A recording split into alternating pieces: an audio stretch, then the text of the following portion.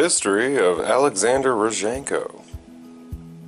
Alexander Rozhenko, also known as Alexander, son of Worf, was the son of Worf and Federation Ambassador Kalar.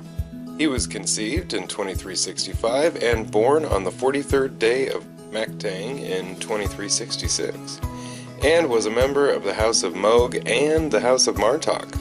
Alexander was conceived during a brief encounter between Worf and Kalar when the ambassador came on board the USS Enterprise D in an effort to defuse a potential crisis presented by the return of a Klingon D7 class battle cruiser IKS Tong that had been dispatched decades before as a sleeper ship.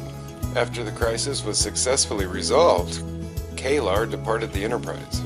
She concealed her pregnancy and the birth of Alexander from Worf, finally revealing approximately 1 year later when she returned to the Enterprise as part of a contingent representing Kempek in his efforts to persuade Jean-Luc Picard to act as the arbiter of succession for the Klingon Empire. Until that point, Alexander lived with his mother, not knowing who his father was. Despite a coy attitude meant to antagonize Worf, Kalar wanted Worf to acknowledge Alexander as his son. Worf was reluctant to do so because of his recent discommendation and the dishonor that Alexander would be forced to share as a result. However, despite his concerns, Worf was forced to acknowledge the relationship between Kalar and Alexander to him when Kalar was killed by Duras. Because of her investigation to the circumstances surrounding the Khitomer massacre and Worf's discommendation. After Kalar's death, Worf took custody of Alexander and sent him to live with his own foster parents, Sergei and Helena Rozhenko. Alexander was brought back on board the Enterprise 1 year later by Helena Rozhenko. During his time on Earth, Alexander had problems adjusting. Though he was smart and high-spirited, he was not always truthful and sometimes difficult to control. Helena and Sergei believed that Alexander's behavioral problems were not unusual for a boy his age, but could only be solved by the presence of his father. Helena also admitted that the two of them were too old and ill-equipped to raise a Klingon child, even one that was 1/4 human. Alexander wasn't a typical Klingon child, considering that he was 1/4 human and that he had lived with humans most of his life. Initially, adjustment to living on the Enterprise was very difficult. Much to his father's dismay, Alexander displayed tendencies towards telling lies and even guilty of small incidences of theft.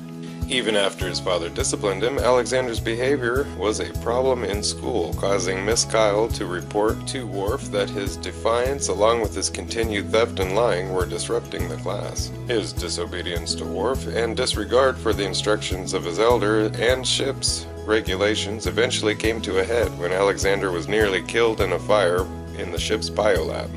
Alexander eventually settled into life on the ship and made friends, but the adjustment took time. Deanna Troi took a special interest in the child and his difficulties adjusting on the ship and his father. The two developed a strong relationship, so much that Worf asked the counselor to be Alexander's guardian when it appeared that he might die during a dangerous medical operation. Alexander was also friendly with Counselor Troy's mother, Laxwana Troi, who came on board the Enterprise in 2368 to be wed to Campo. In their brief time together, Alexander and Laxwana spent time together on the holodeck and became good friends, much to his father's dismay. While on board the Enterprise, Alexander at one point developed a Deadwood holodeck program with the help of Reginald Barclay in 2369. Despite efforts to find duties for himself, Worf agreed to participate in the program as a means of interacting with his son and improving their relationship. To his surprise, Worf enjoyed the program, especially the role as the sheriff, with Alexander as his deputy. In 2369, Alexander helped Captain Picard and others regain control of the ship from Damon Lurin, the captain, along with Ro Laren, Kiko O'Brien, and Guinan, had all passed a modular reversion field that had reverted them back to a state of physical youth. Blending in with the ship's children, they retook the ship. Alexander participated in their plans by distracting several of the guards and stealing items from sickbay. In 2370, an adult Alexander, who had traveled back in time from 40 years in the future, made contact with Worf and Alexander, posing as Chemtar. In an attempt to change history, he convinced Worf that his young counterpart needed to be trained in the ways of a warrior. When it became apparent that his counterpart was not willing to do so, however, he attempted to kill him, only to be stopped by Worf. He explained that in his time, Worf had been assassinated on the floor of the Klingon High Council, due to Alexander's attempt at bringing peace to the Empire.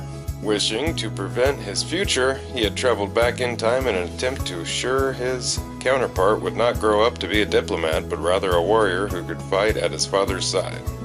Worf told him that now that he had disrupted the flow of history, his death was no longer a certainty, and that he would be proud of his son no matter what path he chose to follow.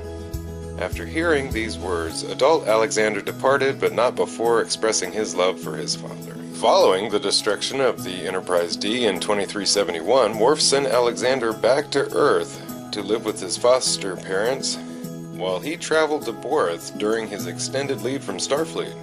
Upon returning to active service, he chose to leave Alexander on Earth, believing he would be far happier there than living with him. Service to the Empire.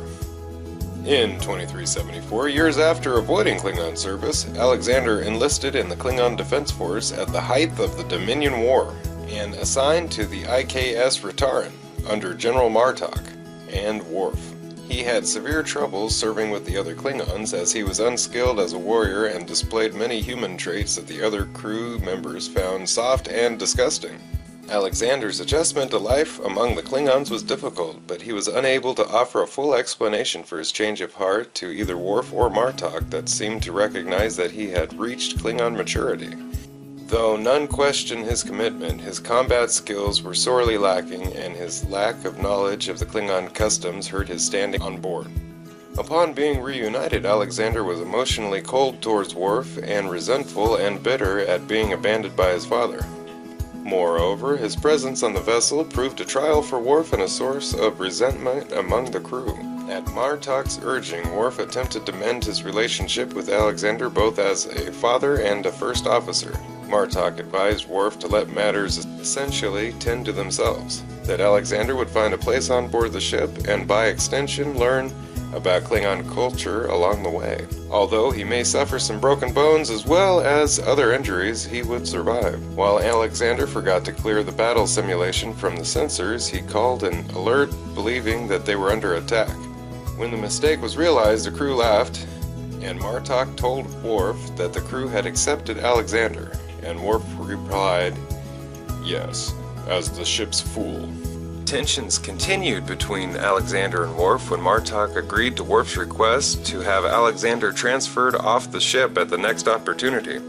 Due to Alexander's inability to master basic combat skills and his ongoing resentfulness to Worf, which clouded his judgment as well as his lack of a real answer when Martok challenged his motivations. All of these made Martok believe that Alexander was unfit for battle. The Rataran was attacked shortly thereafter. While attempting to make repairs, Alexander managed to lock himself into a corridor, the ship's fool once again. When Worf observed the affection that the crew held for Alexander and his own graceful acceptance of the role, Worf changed his mind about transferring Alexander off the ship, telling Alexander, "I cannot fix the mistakes I've made, but from now on I will stand by you. I will teach you what you need to know about being a warrior, and you will teach me about what I need to know about being a father." Alexander challenged Worf by saying, "Let's see if you mean it." Eventually, the two reached a full reconciliation that led to Alexander joining the House of Martok. Alexander continued his service on board the Rataran and strengthened his relationships with his fellow Klingons.